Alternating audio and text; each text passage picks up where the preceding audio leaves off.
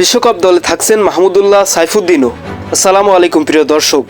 জুনে West Indies ও যুক্তরাষ্ট্রে অনুষ্ঠিত হবে টি-20 বিশ্বকাপের নবম আসর। দু-এক দিনের মধ্যেই টুর্নামেন্টে অংশ নিতে যাওয়া দলগুলোকে 15 সদস্যের স্কোয়াড ঘোষণা করতে হবে, তবে চাইলে 25 মের আগেও পরিবর্তন করতে পারবে।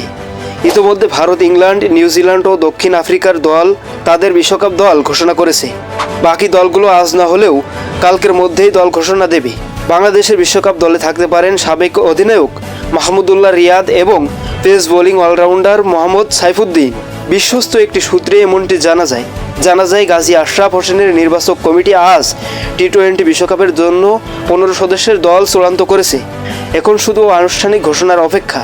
আগামী মাসের শুরুতে জিম্বাবুয়ের বিপক্ষে 15 ম্যাচের টি-20 সিরিজ খেলবে বাংলাদেশ। সেই দলে থাকা অধিকাংশ ক্রিকেটার জায়গা পেতে পারেন বিশ্বকাপ দলে। প্রিয় দর্শক, বুঝতে পারছেন, 2-1 দিনের মধ্যে বিশ্বকাপের দল ঘোষণা করা হবে। ভিডিওটি ভালো লাগলে একটি লাইক দিন, প্রচুর পরিমাণে শেয়ার করুন এবং কমেন্ট বক্সে আপনার মন্তব্য জানিয়ে যেতে ভুলবেন না। পরবর্তী সংবাদ দেখার আমন্ত্রণ জানিয়ে শেষ করছি এই পর্যন্তই। আল্লাহ হাফেজ।